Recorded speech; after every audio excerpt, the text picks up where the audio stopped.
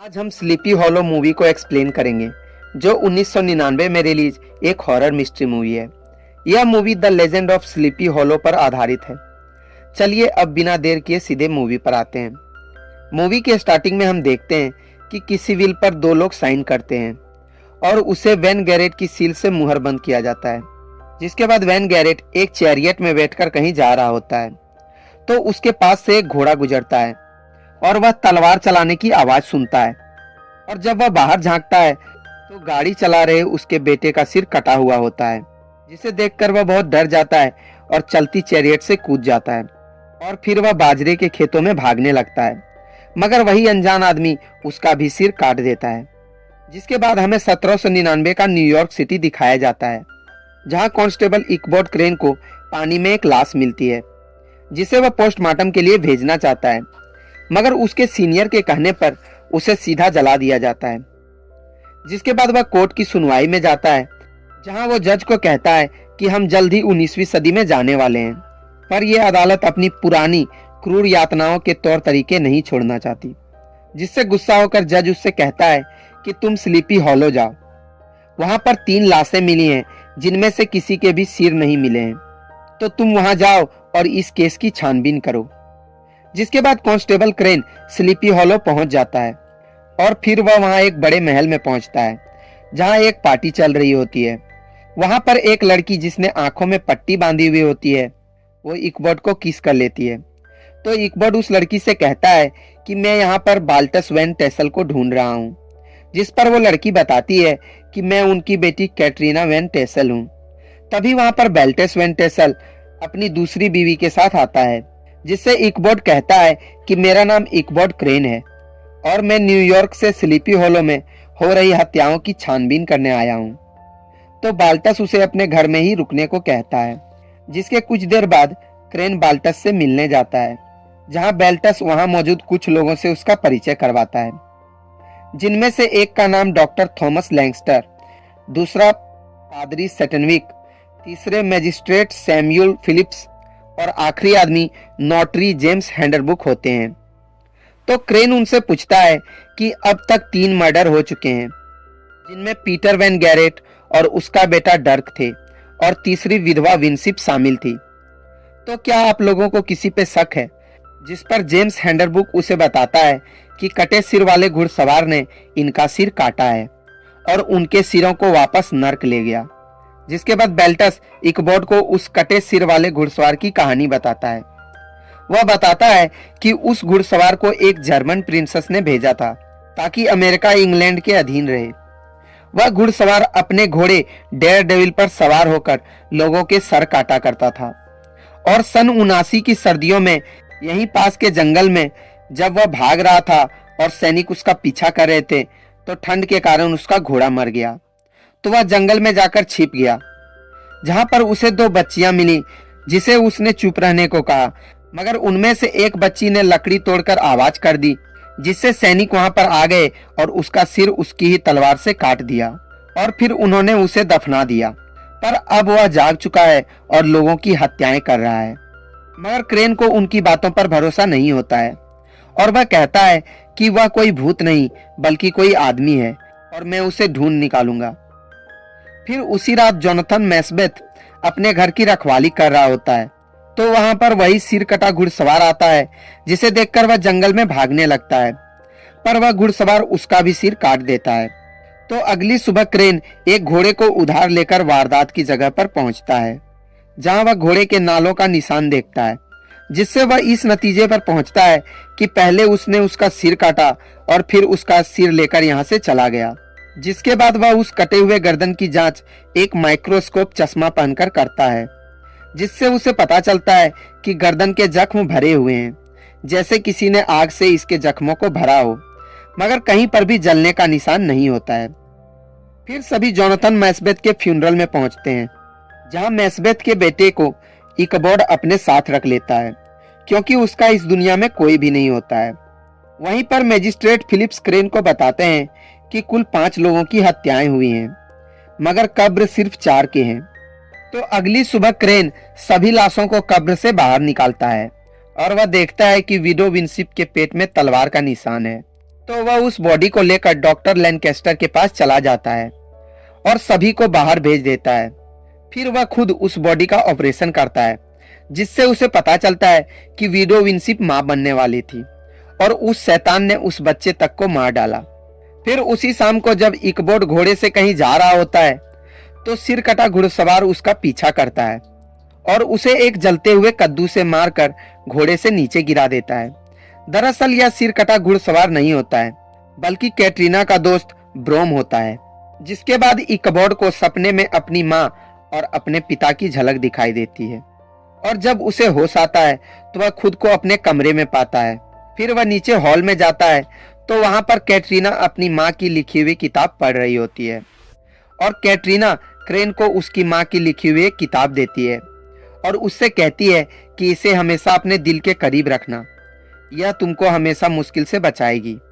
अगले दिन magistrate Philips कहीं जा रहे होते हैं तो रास्ते में इकबोर्ड उसे रोकता है और उससे पूछता है कि आपको कैसे पता कि विनसिप मां बनने वाली थी। तो वह कहता है कि मुझे खुद उसी ने बताया था।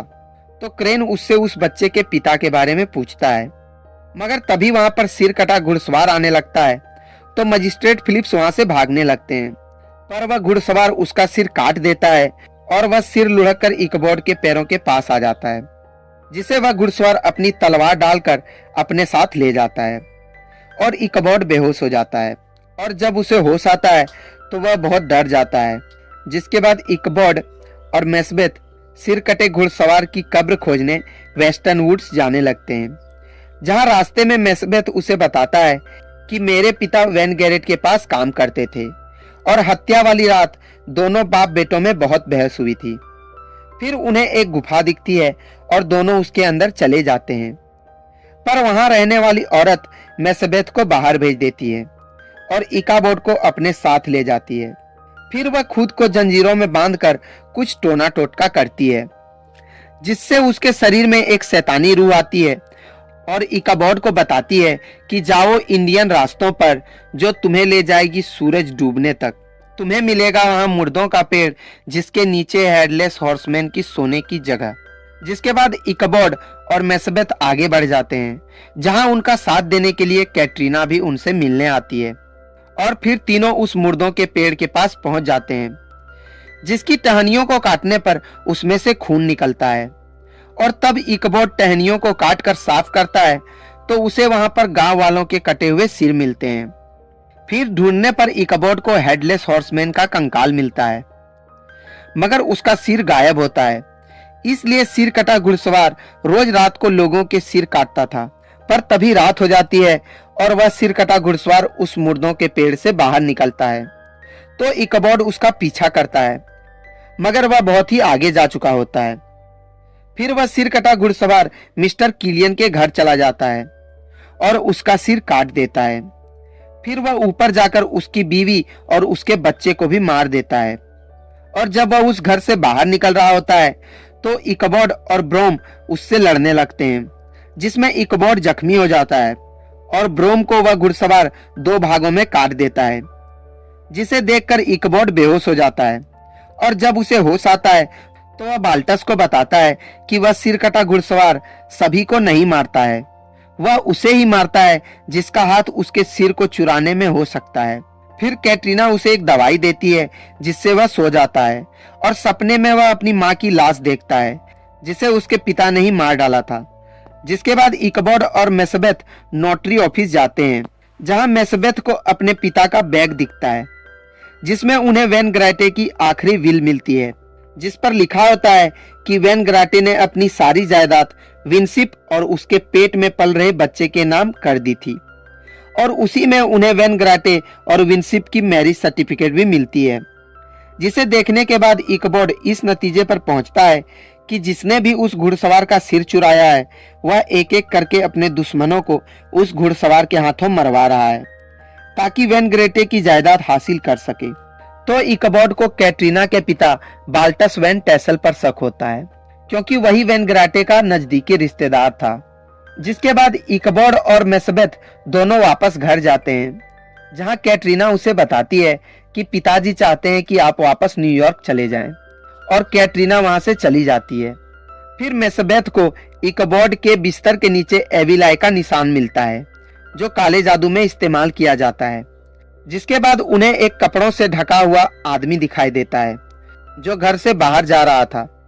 तो इकबॉड उसका पीछा करता है, जहां वो देखता है कि कैटरीना की सौतेली मां लेडी वैन टेसल मिस्टर हार्डेनबुक के साथ शारीरिक संबंध बना रही होती है और लेडी वैन टेसल अपना हाथ काट कर अपना खून उसके पीठ पर लगा देती है। तो यह सब देखकर इकबॉड वापस घर आ जाता है। अगली सुबह लेडी वैन टेसल इकबॉड को बताती है कि मैंने आपको कल देखा था जब आपने मेरा पीछा किया था। और जब दोनों बात ही कर रहे होते हैं तभी वहां पर बाल्टस आता है और दोनों को बताता है कि हार्डेनब्रुक ने फांसी लगाकर आत्महत्या कर ली है, इसलिए फादर स्टीनविक ने चर्च में सभी को बुलाया है। और जब सभी चर्च जा रहे होते हैं तो लेडी वैन टेसल अपने जख्मी हाथों के लिए जड़ी बूटी इकट्ठा कर रही होती है। और फिर वहां पर बेल्टस आता है और उसे चर्च जाने के लिए कहता है, मगर तभी वहां पर सिर कटा घुड़सवार आता है। जिसके बाद बेल्टस चर्च पहुंचता है और सभी को बताता है कि उस घुड़सवार ने मेरी बीवी को मार डाला और उसी का पीछा करते हुए घुड़सवार भी वहां पहुंच जाता है। तो सभी चर्च के अंदर चले जाते हैं, मगर वह घुड़सवार चर्च में प्रवेश नहीं कर पाता है। तो डॉक्टर लैनकेस्टर बेल्टस को सच बताने की कोशिश करता है, पर फादर स्टीनविक लैनकेस्टर को मार देता है और बेल्टस स्टीनविक को मार देता है। पर सिर कटा घुड़सवार बेल्टस को एक हुक के सहारे बाहर खींच लेता है और उसका सिर काट देता है, जिसे देखकर कैटरीना बेहोश हो जाती है और उसके हाथों में एक पिंक कलर की पेंसिल होती है जिससे उसने चर्च में भी एविल आई का निशान बनाया था। ये सब देखकर इकबॉड को लगता है कि कैटरीना ही वह इंसान है जो उस सिर कटे घुड़सवार को आदेश दिया करती थी। तो वह वापस न्यूयॉर्क जाने लगता है। रास्ते में वह लेडी वैन टेसल की बॉडी देखता है और जब वह कैटरीना की दी हुई बुक को देखता है तो उसे पता चलता है कि एविल आई वाला निशान बुरी शक्तियों से रक्षा के लिए बनाया जाता है। इसलिए इकबॉड वापस आता है और सीधे मुर्दा घर जाता है, जहां उसे पता चलता है कि वह लाश लेडी वैन टेसल की नहीं है। दूसरी तरफ लेडी वैन टेसल कैटरीना को अपने साथ ले जाती है और सिर कटे घुड़सवार को आदेश देती है कि जागो और कैटरीना को मार दो। तो घुड़सवार उस मुर्दों के पेड़ से बाहर निकलता है और कैटरीना की तरफ आने लगता है। और उधर लेडी वैन टेसल कैटरीना को बताती है कि हम उसी घर में रहते थे जो तुम्हारा पुराना घर था, और जब हमारे पिता की मौत हुई तो वैन गैरेट ने हमें उस घर से बाहर निकाल दिया।